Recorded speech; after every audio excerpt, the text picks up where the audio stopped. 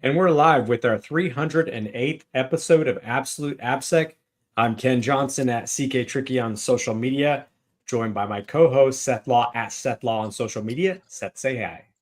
Hey everyone, welcome back to another episode. We are back for 2026. Happy to be here.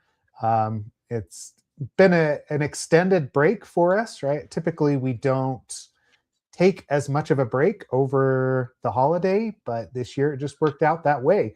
But we're super excited to be back with Avi today.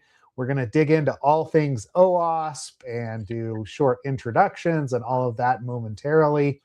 I did have a couple of announcements before we launch into it, though. We've got a few trainings that are going to be available for listeners attached with conferences so far. First up is KernelCon, the beginning of April.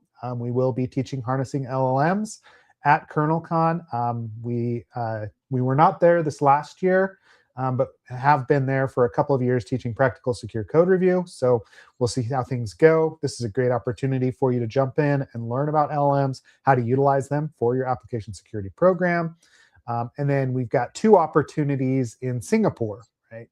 So first up is Black Hat Asia, where we will be teaching a combined course of secure code review and harnessing LLMs, where we're actually going to implement secure code review using LLMs and the basics of both of those courses. That is a special Black Hat course for Black Hat Asia. We're reprising what we did in Black Hat Europe a couple months ago.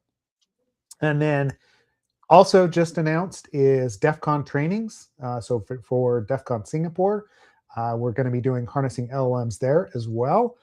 So it's going to be a lot of teaching for Ken and I for I think in 8 days, we teach, 6 of them or 7 of them, something like that. I'm pretty sure we're going to be fried, but it's going to be a good opportunity. We're going to talk a lot about AI, as usual, right? Like that seems to be our favorite topic the last 6 months. So we do have the opportunities available. Reach out if you have questions about either of those. I'll post some links where they are available. They will be up on training.absoluteappsec.com this afternoon as well, but I'll post the links to the actual trainings themselves where you can register. Ken, anything else you want to call out? I don't know if you want to talk through the training we did at Europe, or should we just dive straight in and talk with Avi? Yeah, probably just dive straight in. We have these always go really quickly, so yeah, we could start with Avi, the founder and CEO of Bound Security and global board of directors for OWASP. Let's get right into it with Avi. Correction, again, as of 2 weeks ago, I'm no longer on the board of directors. Okay. That's right. I fulfilled my 2 terms, got kicked off the board, rolled off the board, and that's it. I'm free agent now. Oh, nice. Well, maybe you have more free time, I guess, perhaps. Well, you think, wouldn't you? But don't worry, there's plenty of other OWASP stuff to fill the void. Especially these days. For example, I'm working now on organizing AppSec Israel conference in May. This is likely to be one of, if not the largest, AppSec conference, rivaling the global AppSecs in size. It's only 1 day, but packed with highly technical, very developer focused very often, and one of the most vibrant communities there are. I'm also working on a couple of projects, the threat modeling project with a new version, recently rebooted with Adam Shostak at the helm and a bunch of other amazing leaders on that. And the application privacy reference project as well, with a couple of fantastic co-leaders, Izar Tarandak, Matt Coles, and of course, the brilliant Kim Wutz. And I'm also joining a couple of committees. So I'm filling my free OWASP time with a bunch of other stuff as well. I take it back. You have no free time. That's actually really, that's a lot of stuff, just to say it out loud. But what's the privacy project I hadn't heard about, actually? I'm gonna Google that right now. Yeah, it's just getting started now. We haven't really published any deliverables just yet, any actual usable thing. But what we're doing is we're doing a bunch of things around application privacy. just for background, Kim Lutz and I did a training at Black Hat as well, 2-day training at Black Hat US around application privacy, how to implement this. I'm not talking about compliancy stuff. I'm not talking about regulations. I'm talking about what are the practical things that we need to know when we build systems. Almost privacy threat modeling, but more than that, the privacy architecture. And we touched on a whole lot of stuff. So we realized we need to turn this into some actionable guidelines. So one of the things that we're working on is the APVS, Application Privacy Verification Standard, similar to the ASVS, but for privacy requirements. We're working on a privacy risk replacement for that, privacy prioritization for that, and a bunch of other stuff around that developers, architects, product managers need to be able to say, okay, these are the practical things that I need to be able to go off and build a privacy respecting application. And I'm not talking about legal. It's not just not illegal, but it's actually better. Privacy has a value. Right. Interesting. Yeah. Sensitive Logging. Yeah. Oh yeah. Seth's favorite. Sorry, I should have said that. Now we got Seth involved. He's Now I'm gonna pipe up. Yeah. So I posted a link to the course that you taught at Black Hat, right? That's it.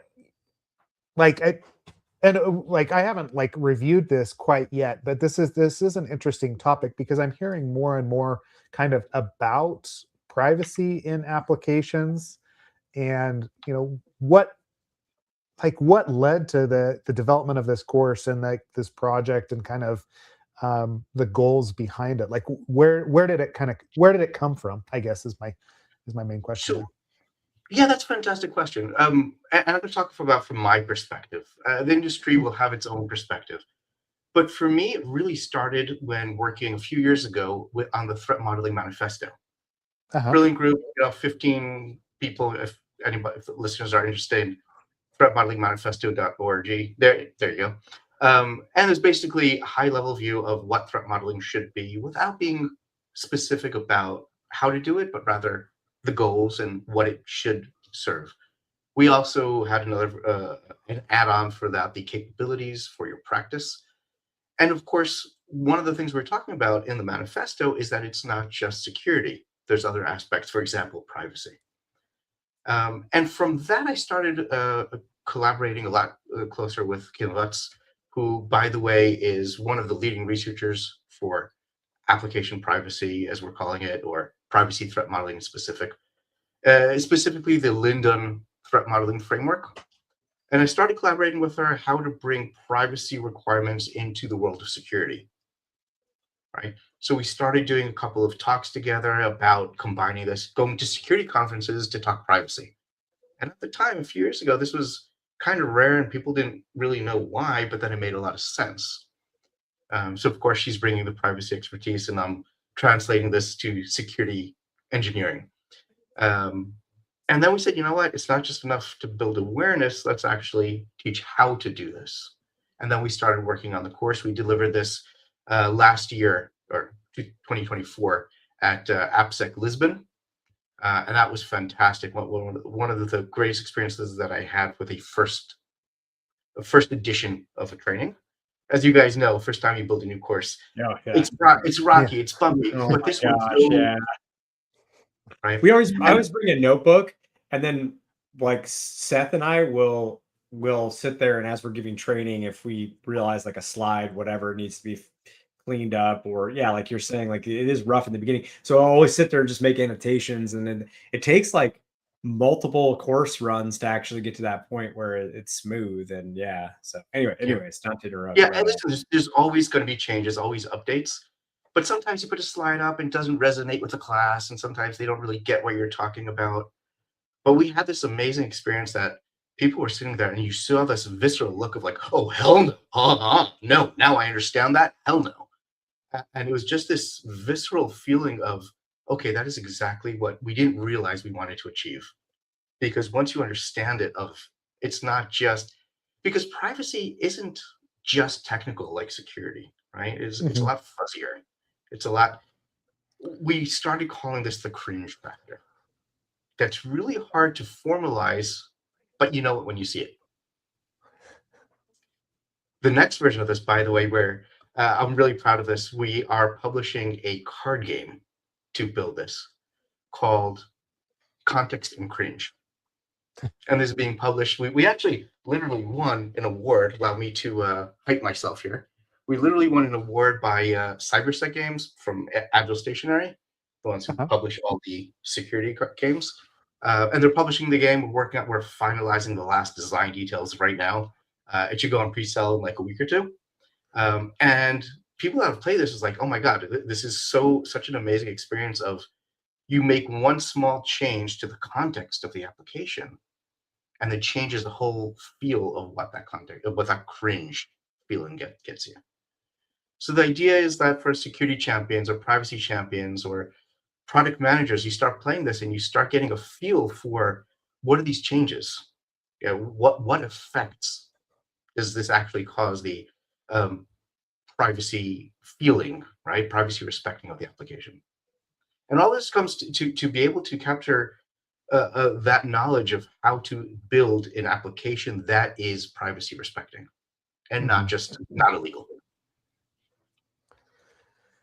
Yeah, actually, I was going to ask you, like, who, for threat modeling and for privacy, do you have any opinions on who should attend courses like that? Like how, and not just the course and who should attend, but just sort of how, do you have like a model in your head yet of how you foresee, you mentioned product managers, you mentioned engineers, you mentioned security. I think you mentioned probably maybe one or two other groups. I don't remember, but do you have a picture for your ideal state inside of an organization, how people conceptualize the stuff that's being shipped and who should be taking ownership? Or curious your thoughts there.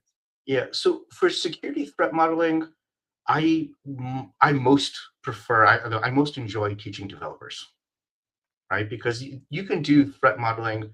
I have a very, very pragmatic, non-formal approach, very lightweight. And you can do this in the course of, you could spend 2 months doing the threat modeling for your system. You could spend 90 minutes, or you could spend 2 minutes on this user story or less, right? So I have the most fun teaching developers and product managers, DevOps too sometimes. Having them in the room always changes the view. And I teach a very collaborative way. It's more of a discussion rather than here's a checklist, right? So that's for security threat modeling. For privacy, I like to abstract and zoom out a little bit more. And product managers, software architects, and security engineers kind of need to hear this as well. Privacy used to be part of security, right? It's data protection to some extent.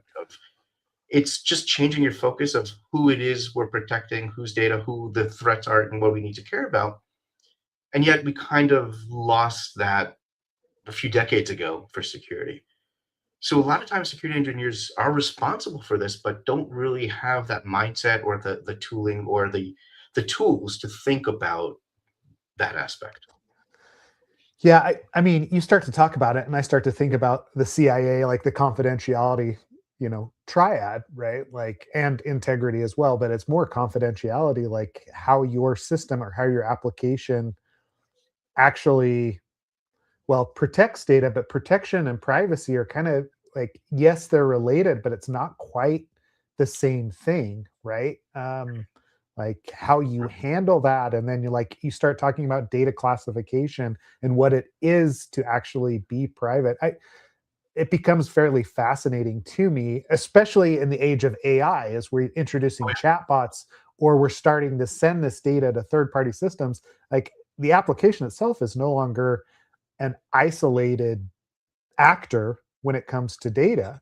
It's usually sending things out to third-party services. It's got proxies. It's got all of these different interactions that actually happen.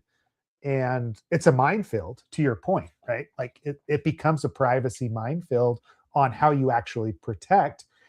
I mean, I'm going back to my day-to-day of being a consultant for organizations, and there's very few that think beyond GDPR. Yeah, very few. 100%, Seth. And the interesting thing is that Yeah, confidentiality is almost binary, right? Mhm. Do you protect this from the people who are not allowed to see it? Right? From a security perspective. But with privacy, it's a lot more nuanced and it's so much more subjective. Am I okay with you seeing this piece of my sensitive data? Mhm. Maybe. Is Ken okay with that? The same data about him? Maybe not. There is so much more context here, hence the context in cringe. There's so much more context and it's so much more subjective.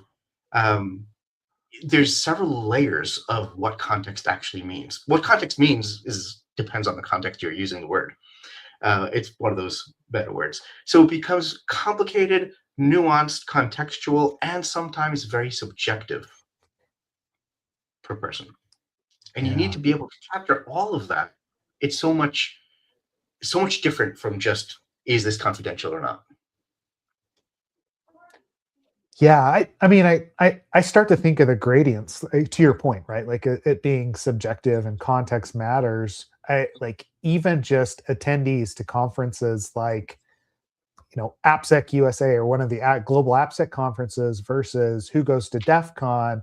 And you have the people that show up and wear masks the entire time and, put their hoodies up and only use their handle, all that sort of thing. And you have other people that are very open about it. And hey, this is who I am in the real world. And like, this is just who we are, right? Like, I mean, I think we have a tendency, Ken and I at least, to be a little bit more public in that sphere, but there are those that are absolutely not, right? Like especially the kind of the old hats that were around 25 years ago, we only knew them by their handle and they were very careful about doxing themselves.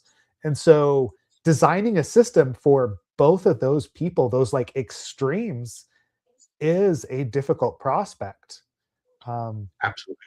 And and it's not linear. yeah, yeah, And it's it's not not linear right. because those people that will only go by a handle and nobody would wear a mask, they might be less sensitive to privacy in other parts of it. Whereas you and I are, we're all three of us are very public because we're on stage all the time.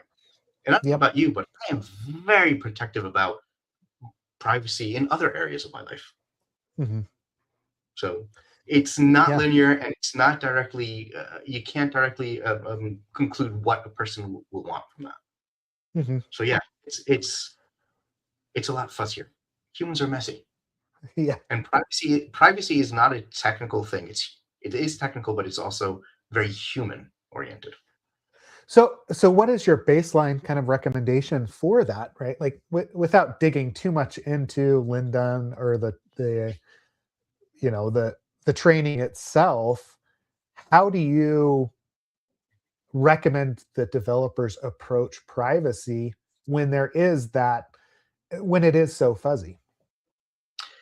So that's exactly why we started writing up the APVS to write out detailed recommendations of exactly what you need to be doing as requirements to the system, just like ASVS. I'll start with number one. Start with data minimization. Don't collect data if you don't need it. Don't use data if you don't need it. Uh, Start with that. That I think is probably the easiest tip to convey to start with. Not so easy to implement always, right? And sometimes really just the question of do you even care about who your individuals are, right? It's not just the users. Do you care about individuals or not? And if you do care, well, then follow through with that. Give a moment to think about it. Figure out who they are, what their context is, what their life is. Hmm. And then sometimes you can make some conclusions from that, but you still won't know everything. So it's really just a question of having that model in place of your perspective of who they are, what they want, what their feelings are in relation to this. And the less data of theirs that you have, the less you need to worry about that. But I mean that's almost a complete 180 from what most applications do, right? Like you think about the tracking that goes on, you think about all of the data that's being collected for advertising and you know uh, user interface UX activities, like all of that that's actually happening. we have a tendency to want more data, not actually scope down to less. I don't, like I said, I'm stepping into this conversation from my perspective as a consultant that's talking to multiple organizations, and I don't see them going that route. If anything, we have to push back when we look and say, really, guys, right? Like, why are we sharing, social security numbers or, digital identifiers about users with everyone that's out there in like logging into your application? That's what I see more of. And so having that conversation is going to, it's just a shift. That's all I'm getting to there. Yeah. Yeah, 100%. And that's often the discussion that we have. That's why I said it's the easiest to explain, not so easy to actually implement, right? Because Mm-hmm. so many businesses are driven by data, whether they're selling the data or advertising based on that data, or trying to do any kind of business analytics and figuring out how to micro segment your customers. Mm-hmm. Sure. But then when you put it in the light of, well, this actually violates these individuals' privacy and they might not sign up and give you their data because of that. Sometimes you just saying that does not help, but getting that, when you get that feeling of, oh, now I feel their cringe. Now I understand that perspective of that. That is a point of discussion now to say, okay, maybe we need to take this into account because you know what? If they don't give us their data, we won't have the data. So it's a very delicate balancing act, right? How do we collect the least amount of socially cringy accepted data versus how much can I get without violating that cringe? Mm-hmm. Yeah. Well, I mean, okay. So, okay, we're having this discussion on data privacy, and like you're coming at it from designing a framework or a verification standard. I'm looking at it from, okay, I'm talking to all these clients, I'm not seeing anything. Ken, you're developing a product, right? Like when it comes to privacy, like I mean, I guess most of your client data is code related. So, but there is still some user data that's in there. Is that something that you've considered? Well, yeah, but for sure, yes. But I was actually going to mention, since you mentioned product, that when we see people put custom, like we have the custom policy thing where we Mhm. enforce policies against like pull and merge requests. We see that the number one thing is around sensitive data and private data, PII, PHI being logged. So most of the time, that is the number one thing that people come in and build first is like, you know to your point, they'll have some well, and I guess this is going to be interesting to hear from you two on this, but it seems like they have pretty much like data classification standards already mapped out and they know what falls in or outside of that. Though even with that information, sometimes people don't seem to have a very good handle on it takes time to get to a level where they understand basically and have protected all without being noisy, all ways that they could potentially PII, PHI. And what's funny is when you watch these things run, there's like a million ways you can expose private data, and it's not always super obvious too. Um, so, anyways, just it's interesting that we're having this conversation because yeah, that's the number one problem. It seems like people try to solve um, in their with technical control wise. I mean. Hmm. And do And you I'll guys see data classification documentation? Or sorry, go ahead, Appy. sorry, okay.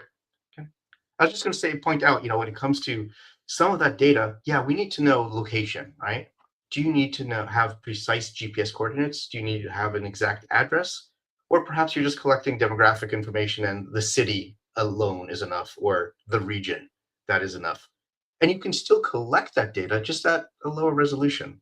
Do you need my exact birth date and the time that I was birthed? Or just you need my age range and decade, right? There's a range. Data is not binary. There's always a continuum of how much of that data I'm collecting. And our default is let's just take it and figure it out later. Doesn't need to be that Yeah, way. well, and like it's funny because I'm watching, like obviously vibe coding's a big part of everybody's workflow now, and it's Yep. funny because you watch and I'll notice the AI generated reviewers, like functional reviewers, mention things like, "Hey, you're now taking this object, or maybe you're creating and crafting some kind of JSON body, or you're serializing in some way." And like, do you realize that you've now deserialized this object, or put onto, like, think of like RESTful APIs, GraphQL APIs, things like that, where you could add something that's seemingly innocuous, but then a bunch of attributes are attached to that thing, or a bunch of data is attached to that thing. And so I'm seeing like both AI generated code write those types of flaws constantly, but I'm also watching like AI tools catch that constantly. So that is also another. It becomes very clear to me that it's very difficult to detect a leak of what may or may not be considered private data these days. And I don't know, like it's interesting because, you know, speaking about those custom policies, when people write them to begin with, it's funny how little, to your point about people knowing, where things are flowing, what things are considered private.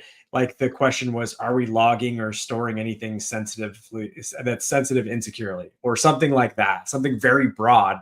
And it's like you watch people start there and then get down to a point where like, oh, I actually have to like kind of understand what are the kinds of private data that might be coming through here, and where could they be flowing potentially. So yeah, it's interesting to see people kind of go through that evolution. Yeah, education about their own applications. It's a tough thing though. I'm just saying it out loud. It's very tough to prevent private data. And actually, I mean, I guess that's another question is, this is for architecting. It sounds like it's more awareness, so that as you are building things, as you are shipping things, you are thinking about these types of scenarios. Um, but yeah, I don't know if there's more pragmatic or more dogmatic, maybe is a better way to say it, guidance as well, more than just like think about privacy, or yeah. Well, awareness is obviously the first step, right? If you're not going to think about it, you're not going to find the problems, right? You might not be doing evil, but you're also not doing good. Just by default. By default, you're going to be collecting so much data and violating people's privacy by default. Exactly. Yes, that's fair. Yeah, yeah, that's fair, Bobby. I'll point out, Bobby, though, but usually I assume you're talking about putting your own SSN in that. And that's your choice. Anybody can choose to expose their own data. The problem is, what if I'm putting in Seth's SSN in my, by the way, here's Seth's SSN. That is completely different, because then we get into what is often considered the first step. It is really the last fallback of consent. Consent is super important, but here it's a question of, well, if I really need to do that, at least the very least I can do is to get his consent before I post it, and respect that lack of consent as well.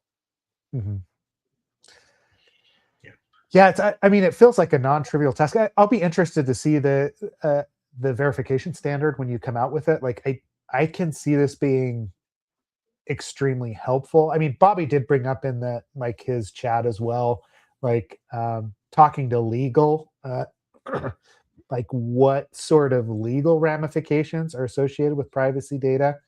Like it's interesting to be on a call when security engineers, developers are talking to legal, because legal has a very different viewpoint when it comes to privacy and risks associated with it, right? Like they are thinking from a legal perspective, what happens to the company when we expose those social security numbers that we have access to, or PCI, or whatever else it actually is, becomes a different conversation than just, oh, this person put in some data about themselves and we display it in their profile.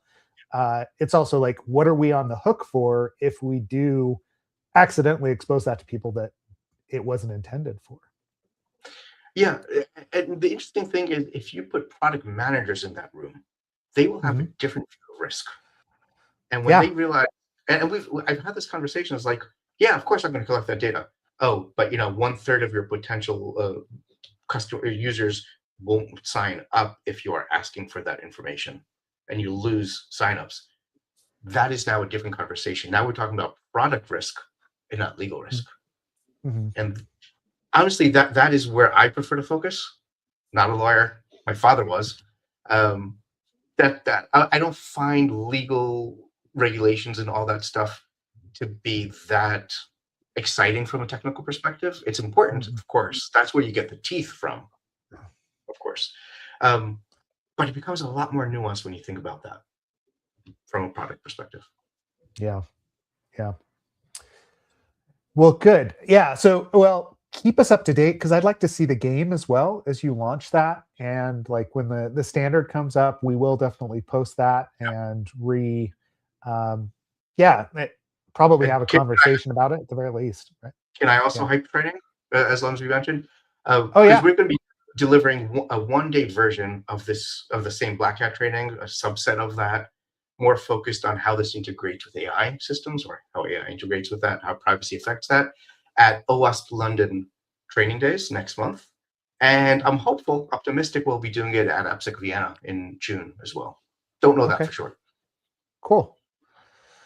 Yeah, that's good to hear. And what? Yeah. I mean, I'll continue the conversation. I don't know if we've got much else. I don't necessarily have other questions, but I did want to get to other topics because Yeah. we only have 20 minutes left.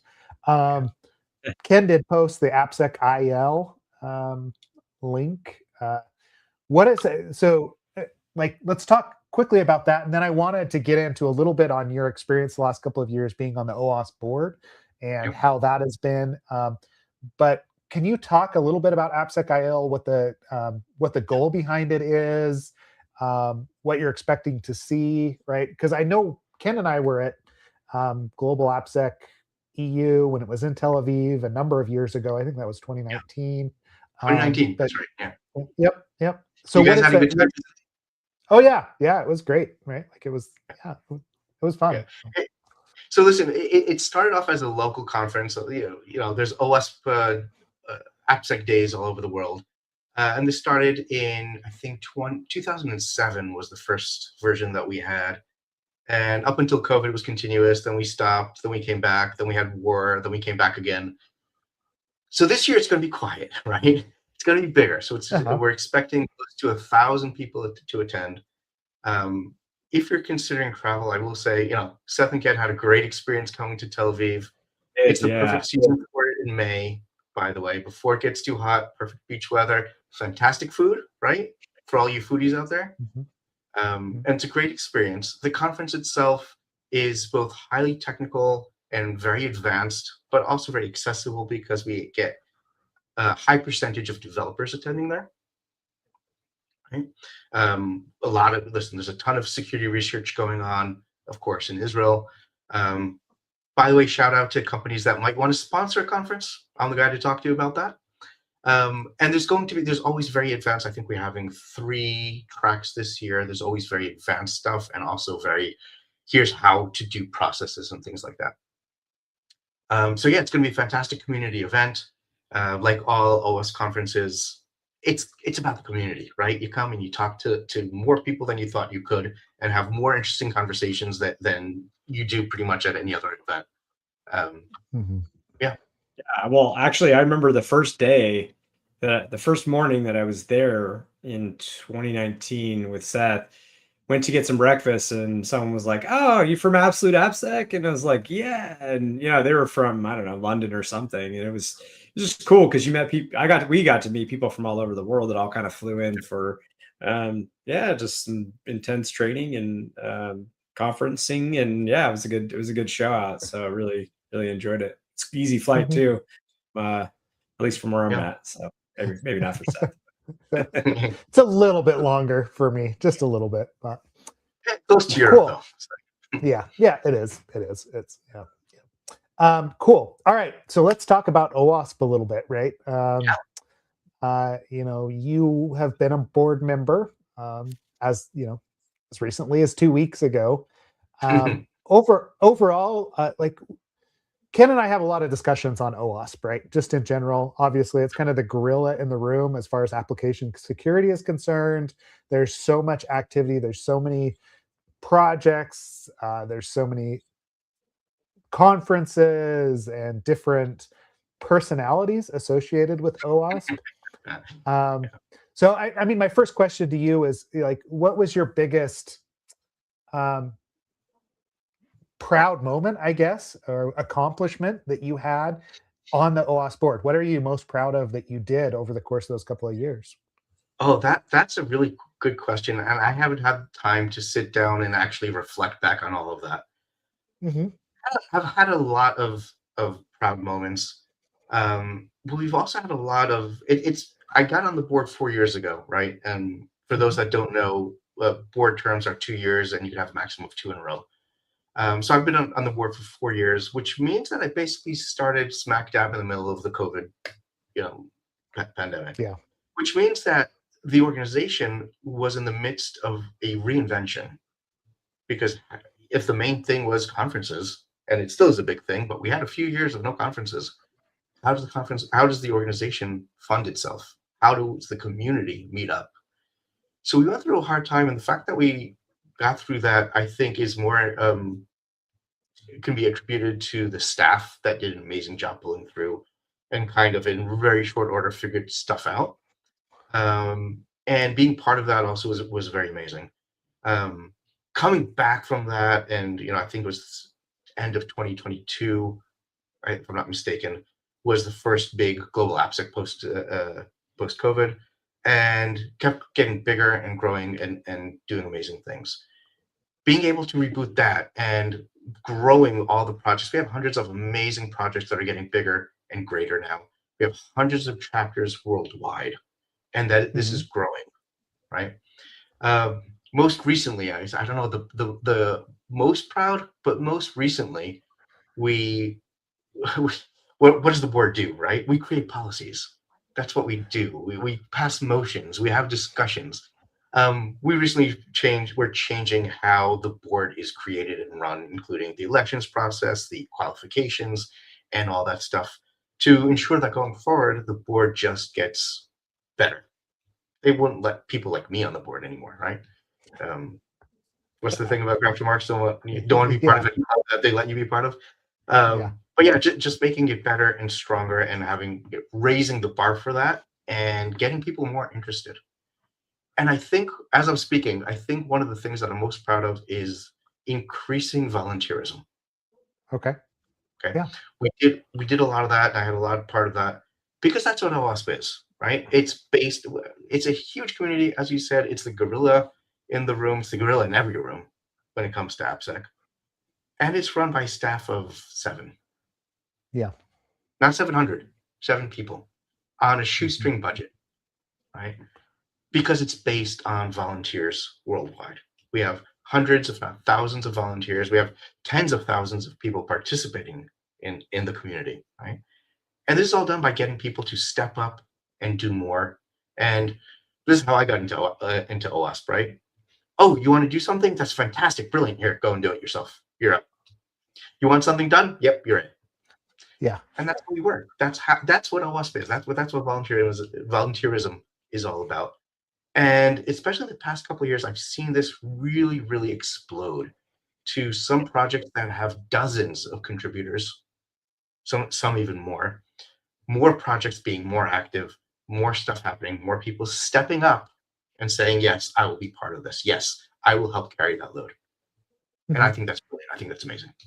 Yeah, Yeah. volunteers is great, but also it connects you network wise. And this is like something where people I don't know why, because I don't have any frame of reference anymore on this, but people will still ask, and I'm sure Seth and Avi, you both get this. They'll ask like, well, I'm trying to build out my career, I'm trying to get in, break in. Like I see on Reddit too, like I see Reddit people that are like, I'll never get a job in cybersecurity. And I look at what they care about, and I'm like, well, yeah, certificates are great and all that fun stuff, but if you're not out there networking with people and making those connections, good luck. And the best way to do that is to volunteer, whether that's at a conference or through OWASP projects or any of it. And I don't think that that's gone away at all. I don't think that's changed at all. So, there are some good, I guess, selfish, and there's good selfless and good selfish reasons to go and do some volunteer work. For me, I So can tell you it's always been a good outcome whenever I volunteer. yeah, Yeah. let's talk about the selfish reasons for a moment, right?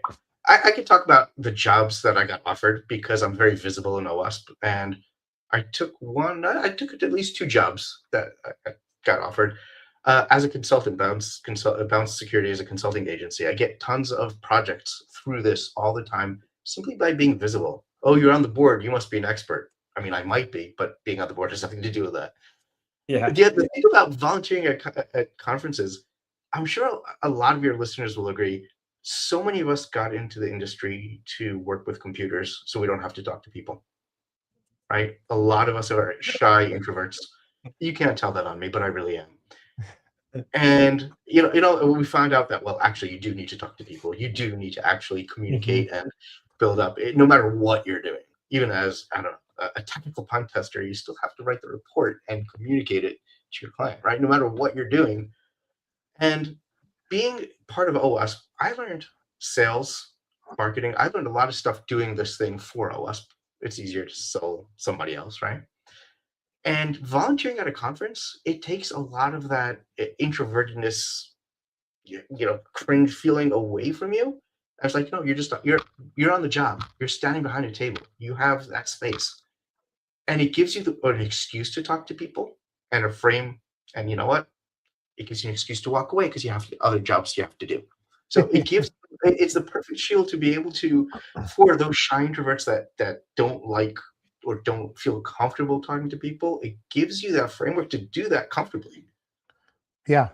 Well, yeah, and also no small talk. It's I wouldn't even call it shyness for me. I just hate small talk.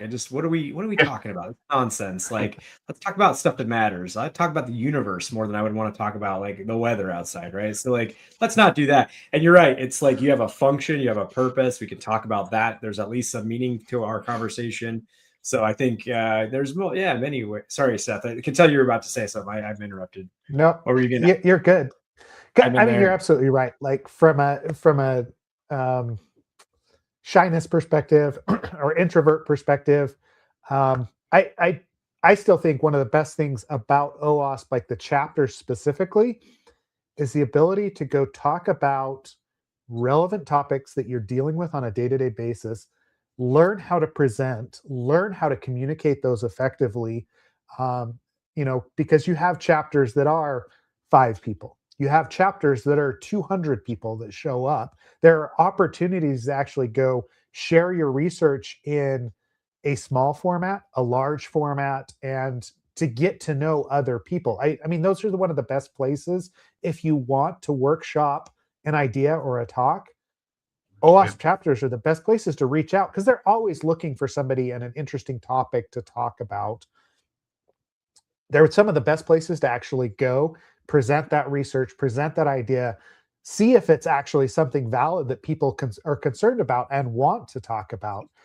If it is really interesting, and to refine those ideas, if you want to get better at public speaking or at just communicating in general, there's, open communities in general and meetups are a great place, but there's always going to be an OWASP group around, right? Like, I've never found a location or a city where there isn't some sort of an OWASP present, right? Yeah.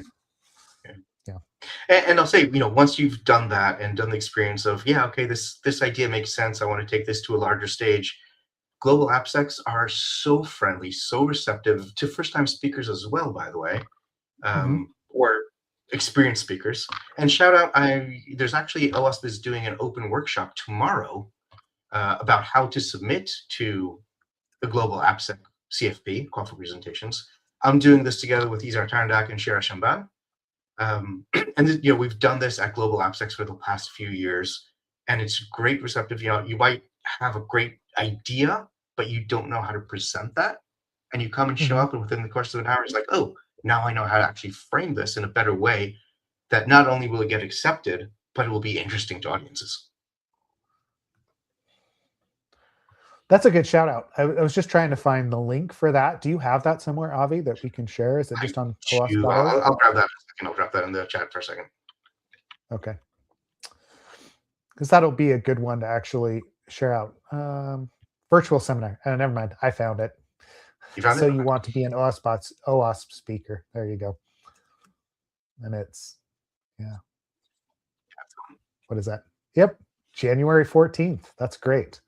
Right. Yeah. Because I get a lot of questions because, just to be clear. Yeah. I do get a lot of questions about how like people getting into the industry. Oh, I want to go speak, but I'm really like concerned about that. How do I actually go and submit a talk? How do I know that my idea is relevant? Like those sorts of questions come across quite often, especially people that are, junior to the industry. Yeah. So, And following on with that, Seth, when you want to move from junior to a little bit more visibility, right? mhm. To scale up just a little bit more, speaking at conferences, you don't have to be comfortable with public speaking.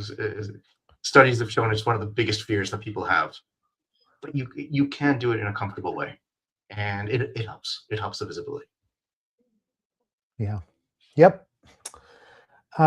Good. Okay. So that was your most proud moment. Okay. What frustrated you the most about being on the OWASP board? Right. I mean, you don't Uh, have to like throw anyone under the bus, right? Like that's not what I'm looking for. But yeah. there is a lot more operational bureaucracy, red tape that we needed to deal with than I'm happy about. We Mhm. spent months having to rewrite the bylaws just to get them legally accepted. Sorry, it was more than months. It was about a year and a half, close to 2 years. Oh, wow. And it doesn't further the organization at all, except, well, now it is legal, as legally recognized. So there's a lot of that. And that is just, there's also, we have rather often, a couple times a year, what I like to call OWASP drama. And like you said, there's a lot of different personas in the it's a huge community. Of course, we're going to have personas. And some don't get along with some others. And sometimes we have to start dealing with that. Sometimes we feel like kindergarten teachers, right? That's not fun. It Yeah. happens too.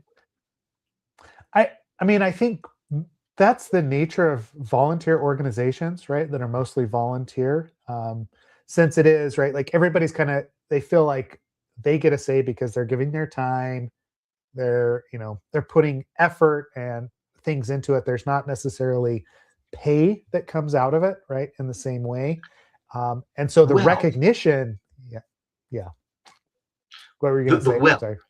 I was going to say there is a well on that. Well, actually, you're right. Yes. Volunteers don't get, but there's a huge amount of value to be extracted. I'm trying to use the politically correct marketing speak, right? There's a huge amount of Uh-huh. value to be extracted from the OWASP community, whether it is marketing for your company, and there's a place for Hmm. that. We work with companies all the time, right? I'm not going to call anybody in this room out, but companies show up to sponsor the conferences, right? That's what they do. Yeah. That's brilliant. Companies contribute to projects all the time, right? That's exactly what we want. There's nothing bad. It's not companies is not a bad word, but trying to uh, be a little bit more sketchy with the marketing, or trying to be a little bit more um, sarcastic about how you manipulate the community, that's not cool. And there's a Yeah. lot of companies that try to do that. And there's a bunch of, top 10 projects that are created only to push a specific company's specific product or Agenda. technology, Yep. or because, Mhm. well, it's great What? marketing for us. Yeah. So we're going to create a new top 10. Why? It's great marketing for us. And I've had discussions with several companies that have wanted to talk to me about how to create my own top 10 and be a thing. And I talk to them, what you're describing is a cheat sheet. What you're describing is a conference talk, right? It's not a top 10, for example, right? And there's a lot of other ways to manipulate the community to extract that value. And Mhm. there's a time and a place for that, and I'm all for it, and I do that as well. My company does that as well. But that's not the way to do it, right? The volunteerism is for the community, is to give back, is to create that. Mhm. So Yeah. yes, you don't get paid, but so that's on the company side. A lot of people want to be very public, and I did this just for their own CV, which again, Yep. there's a trade-off there, of course, as well. And I'm not going to badmouth anybody that is public about their contributions. All for it, you know, but Yeah, there's a RailsGoat balance. helped me. I mean, doing the RailsGoat project and talking about it and speaking and writing up things and giving trainings around it helped me. And I would never shy away from that. I put a lot of my own sweat equity into that project. So yeah, like why wouldn't I? And then also like actually also about like the cheat sheet type of stuff. What was actually amazing for me was more I had met when I worked on I think it was a Ruby on Rails cheat sheet a long time ago. I actually met some new people through it who I wasn't as familiar with. I already knew, like, I think Justin Collins and I think Neil Matatal were maybe involved in it, but some other folks. So you get to, like I said before, yeah, some additional networking there. Learn some things too myself by watching other people's contributions. So very, very cool. But yeah, I do see like it's kind of funny because like well, I mean, if you want to be frank, I think OWASP kind of got its roots from what you just discussed, right? Where a company wanted to put out a thing and get visibility and all that stuff. So, like, we can't ignore our roots. And that's, I got to be honest, that's always been the friction point is that human beings are human beings. And even if money is not on the table, they're going to be incentivized in weird ways to do weird things. But when you throw money at this, and this is not a small, it's not like we're talking about hundreds of millions of dollar community. It's like we're talking billions, if not trillions of dollars, right? Here's up for grabs. So it doesn't surprise me that you have a lot of you have some influence, some folks that are basically acting as bad actors and in bad faith for the community, even if it's not like severe. It's not surprising. That's what I would say. It's got to be hard to keep the enforcement wing sort of strong there. And it's decentralized globally, right? Like you said. So that's another added factor. It's basically just very difficult. And that's always been the weirdness of OWASP. It's like we need volunteers and we need sponsors, but like there's a line where, and it's not like, sure, there's some, I mean, not to say there aren't, there's like brand usage and guidelines and all that. I'm not going to say there aren't. So there are definitions of what's good in, but it's still, I think, I do think it's still for a lot of people, it's a kind of weird, like, oh, is that crossing the line or is that, I've literally been like, and I'm sure you guys have experienced this, going to an OWASP meetup, talking to the organizer, and they're really worried about like slide deck. Are you using your slide deck or using OWASP slide deck? And how much, if you're using your slide deck, are you promoting your company? And that happens like all the time. I'm certain of it, right? So I'm just acknowledging out loud that I don't think it's like an OWASP thing specifically. I just think it's a human being thing. I think there's money involved, and it's going to be a hard thing to enforce globally in a decentralized organization. I don't have answers. Yeah, exactly. And look, it's a delicate balance, right? I mean, obviously, why are we speaking at conferences? It's obviously a little bit of promotion, right? A little bit, at least, right? Why is it worth it for a company to fly you across the world to stand on stage for half an hour? Obviously, there's marketing opportunities there, and that's okay. That makes sense. We encourage that. We want to support that as much as possible. On the other hand, if you can get the standard, the OWASP standard, or any kind of OWASP requirement to state you must use this specific technology, of which, by the way, I'm the only vendor of this technology, that is like you said, it's millions and billions of dollars of potential revenue there just because OWASP specified it, right? And there have been cases in the past of companies trying to get OWASP to state you must use this. Yeah. And like you said, bad actors, but it's a delicate balance because we also do want them to contribute their knowledge and their expertise. And yes, let's not shy away from this. Their funds as well. Yeah. Yeah. Oh yeah, that's true. Yeah, that's true. Yeah. And we need OWASP as a community needs to give something back to the companies to justify them investing in OWASP. And we do. Yep. Yeah. Yeah. I mean, it's a fine line to walk. And as an organization, I think that's why like we end up talking about OWASP quite a bit is because, okay, yes, we're OWASP members, right? Like, we have been for years. We've spoken at conferences. We've trained, like I've helped run chapters. Ken has as well, right? Like you fade in and out of activity and volunteerism based on what your current life looks like. But then seeing it from the outside, like the struggles that go on with being that sort of an organization and a global organization are just fascinating, especially when they have such an outsized influence on the market. To your point, Avi, is that's the reason that companies want to be involved, right? If I can get the OWASP top 10 to call out a specific niche that is associated with me and with my company, all of a sudden my revenue like 10x, 100x, because I'm one of only two players that actually offer that solution, right? Like I understand where the incentives come from, but then 100%. as a practitioner, it also is, it feels slimy when that actually gets pushed that way, because you're like, man, I thought OWASP was more objective than that. I thought there was more going into it. And, we had Brian Glass on recently, right, talking about the top 10 and how that, how that has become more data driven over the years. And, there's not as, there's still personalities involved, but at least now there is a formal process. It's very transparent on, hey, what's going into the OWASP top 10, as opposed to, hey, there's only a handful of people that have any sort of influence that goes into it type thing. And I think that transparency is where things have started to shine, especially in the last 5 years or so. We're seeing more of at least showing how the sausage is made, right? Like, what are the decisions that are coming down? It's not just an executive director that's decided, hey, we're going to change this, right?